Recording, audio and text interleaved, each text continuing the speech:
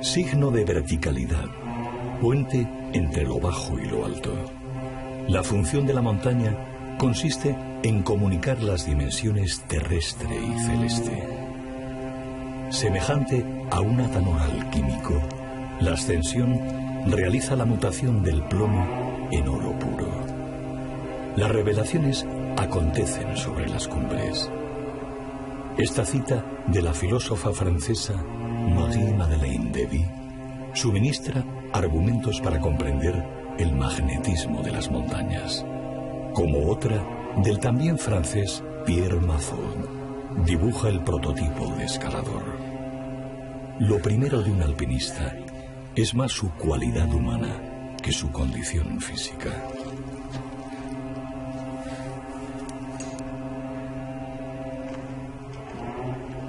No pretendamos originalidad. Se ha dicho tanto sobre la montaña como símbolo que para un gato clavo catódico, por lo demás de llano, sería jactancia inútil no rescatar frases mejores. La montaña es una llamada a lo alto, a lo trascendente. De ahí que pueda contemplarse como una escalera fabulosa que ofrece una realización de los sueños.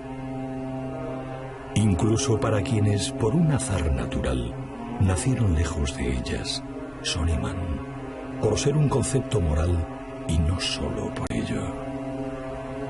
Yo descubrí una cosa a través de un compañero que tenía en el instituto, hace muchos años, un profesor de biología y ciencias naturales, que me hizo ver la utilidad de las montañas, no ya en el plano espiritual ni de vida, sino para qué sirven, las montañas que aportan al planeta en general, ¿no? Bueno, son una fuente casi inagotable de agua. ¿Por qué el Ebro ha crecido tanto? Porque ha estado nevando 3 meses en la cordillera Cantábrica. Todo eso se ha derretido y va a los ríos, ¿no? De una manera muy brutal ahora en el Ebro, pero las montañas son agua. Las montañas que están pobladas de bosques son un sumidero de carbono. Y por eso seguimos vivos, ¿eh? En cuanto el planeta se deforeste, adiós muy buena, por ejemplo, ¿no? Las montañas generan, de manera irresponsable o de manera más sostenible y responsable, generan riqueza económica porque forman parte del, digamos, el turismo de naturaleza, ¿no?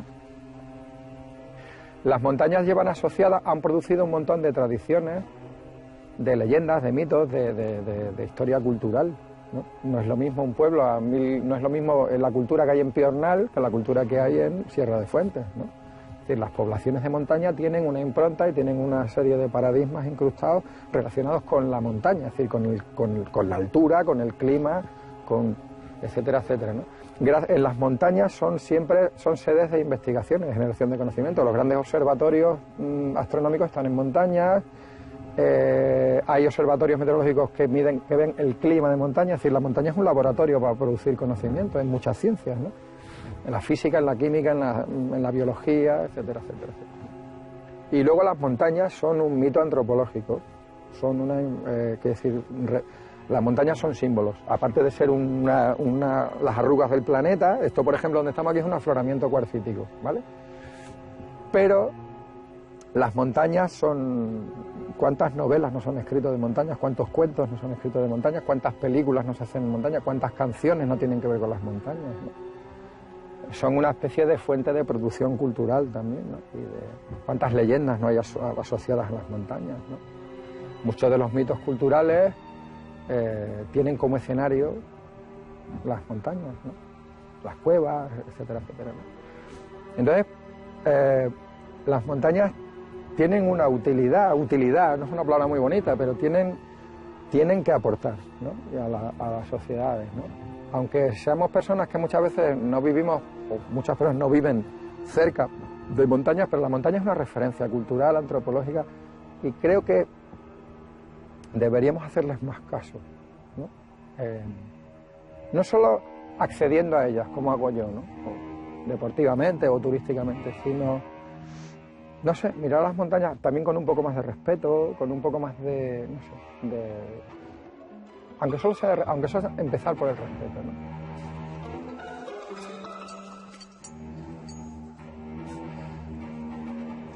Estamos ante un soliloquio sobre la montaña. Voces de dos personas cercanas, abocadas por un impulso a tocar las últimas fronteras del mundo de los hombres, para así encontrarse a sí mismos, forjando una personalidad que se eleve por encima de las apariencias o de las extravagancias de un caos descomunal llamado Occidente.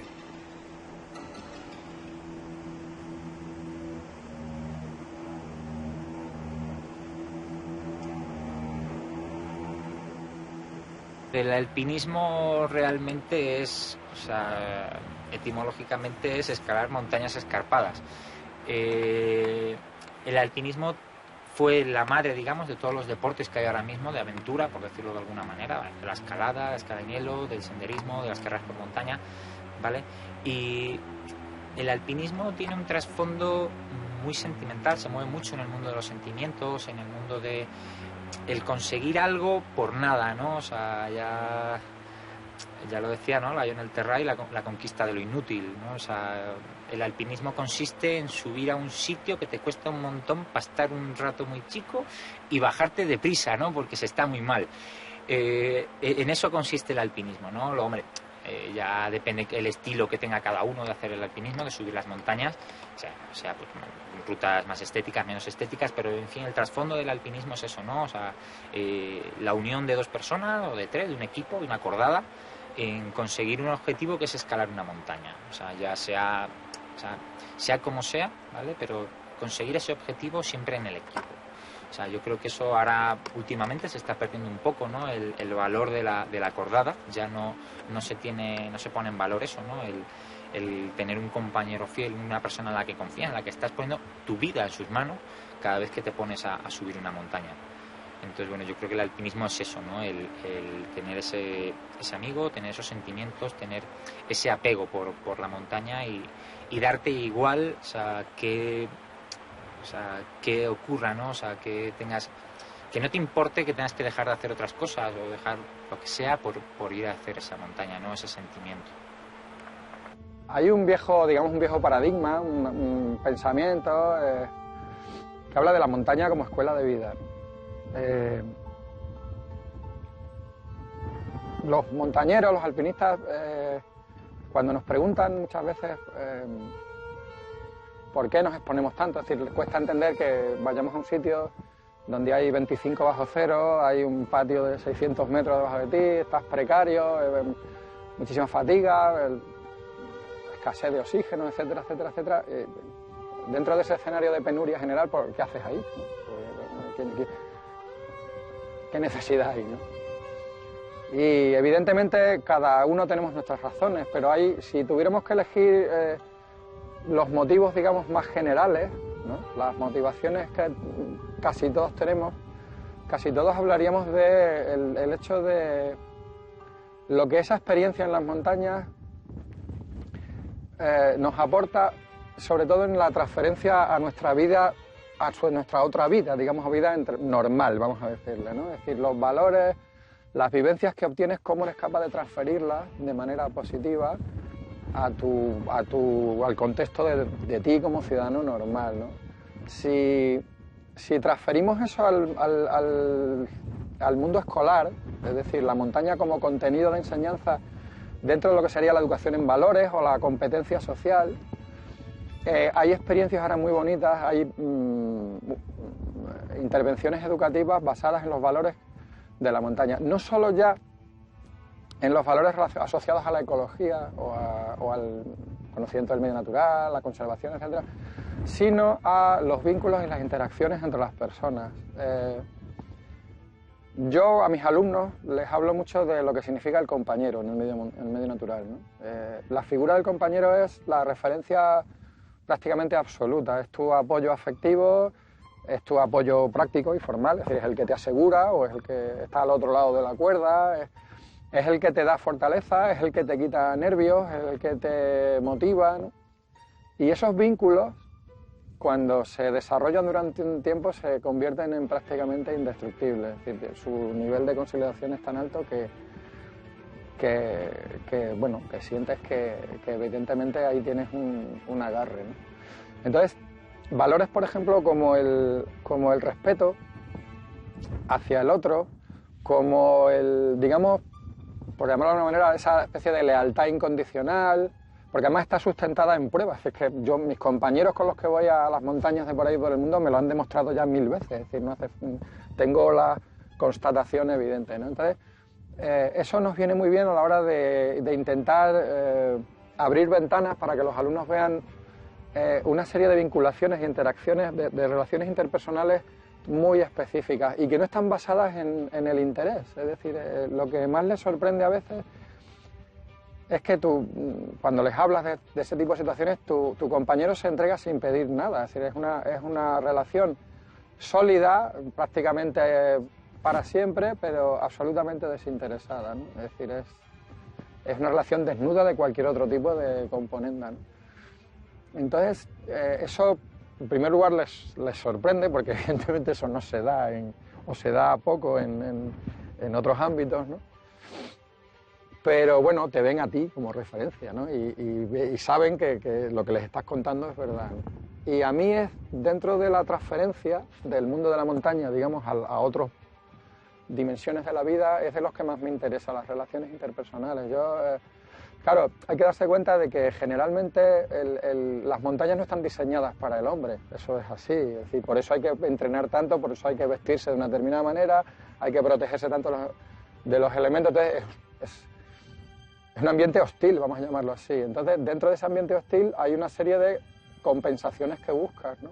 Y si no fuera por la gente con la que estás allí, pues evidentemente la cosa sería todavía más hostil, ¿no? Entonces, digamos que el otro plato de la balanza o la contrapartida es la potencia y el sustento que tienen las relaciones humanas en ese tipo de ambientes. Eso es lo que yo intento siempre transferir, ¿no? Evidentemente es difícil de transferir si ellos no lo han sentido, pero por lo menos ven que hay alguien que sí, que hay un ejemplo y que eso está ahí, que es algo más, ¿no? Hay que darse cuenta también que, por ejemplo, en mi caso, yo formo guías de montaña que son muy jóvenes, ¿no? 16, 18 años, y sus relaciones y sus vínculos son de otra manera, ¿no?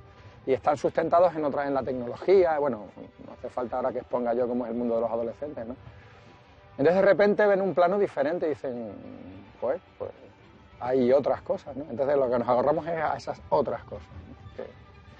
Y sí, bueno, la montaña, podíamos hablar incluso del plano individual. Hombre, son territorios íntimos de la persona, pero no me cuesta decirlo. Yo obtengo mucha competencia como individuo, competencia social como ciudadano, de mis experiencias en la montaña. Yo puedo decir que mal que bien soy capaz de transferir cosas que he aprendido.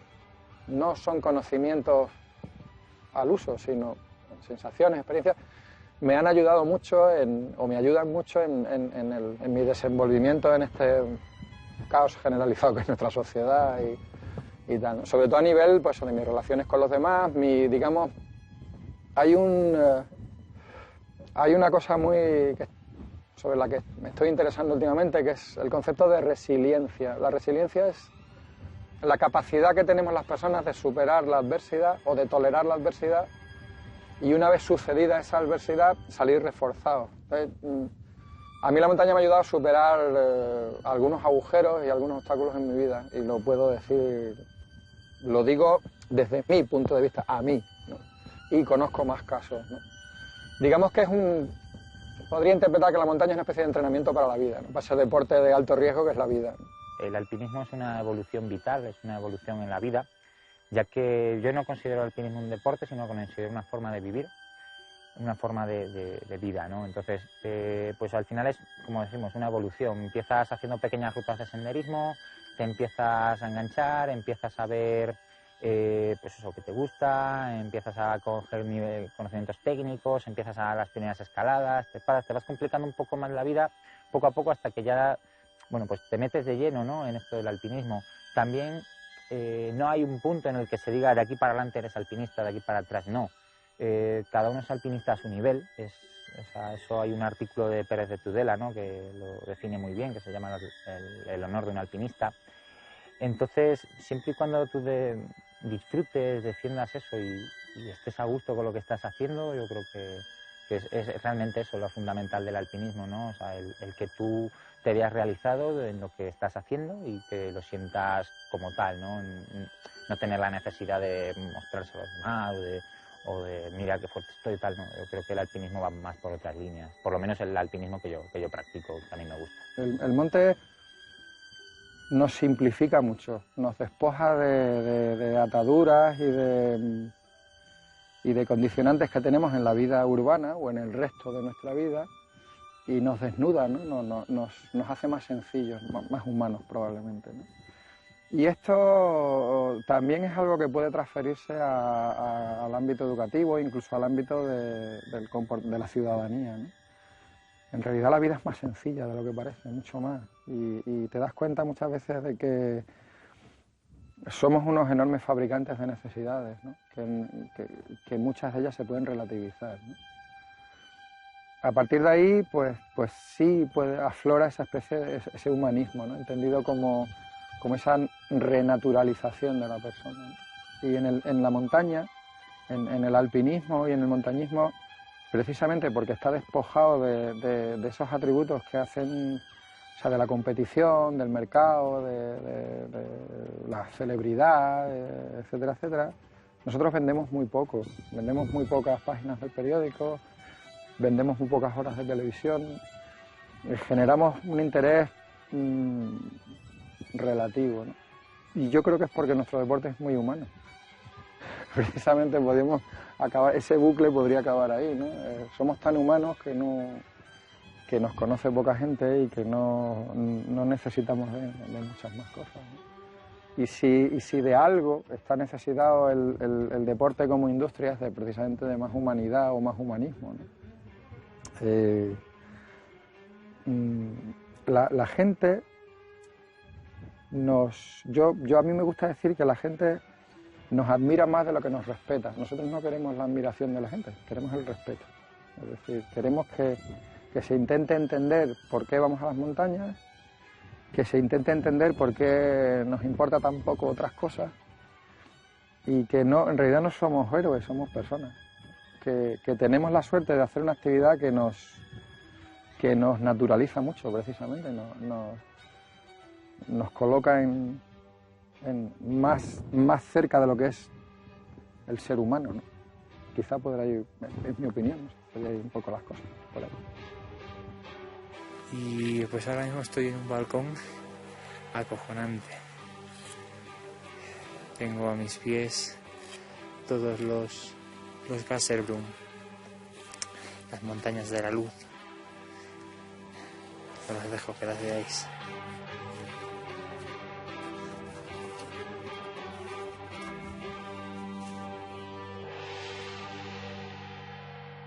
Ascender hacia uno mismo en el lince con botas.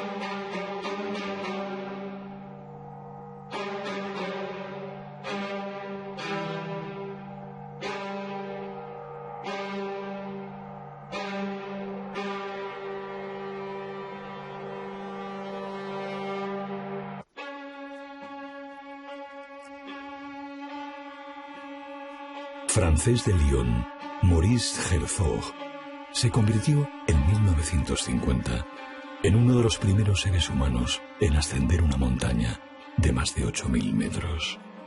Dijo: no es más quien más alto llega, sino aquel que, influido por la belleza que le envuelve, más intensamente siente.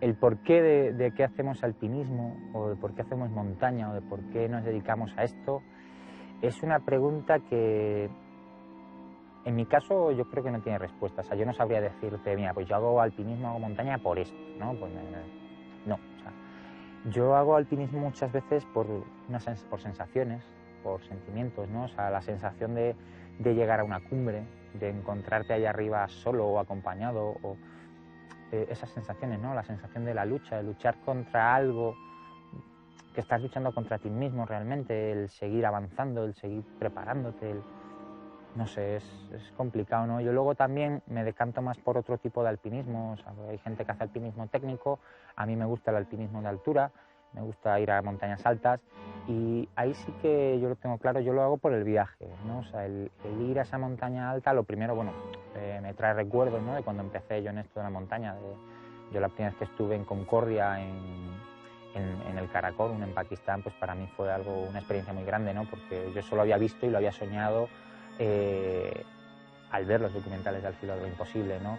Y llegar allí, verme allí en ese sitio, y además con gente de Al filo de lo imposible que iba en la expedición, pues ostras, son cosas que es lo que me hace a mí estar aquí, ¿no? El seguir estando ahí, el conocerlo, el conocer nuevas culturas, el saber dónde están mis límites, el seguir aprendiendo, ¿no? Porque al final el alpinista, nunca hay el alpinista completo, o sea, siempre puedes aprender algo más, siempre puedes conocer nuevas técnicas, puedes evolucionar en esto, en fin.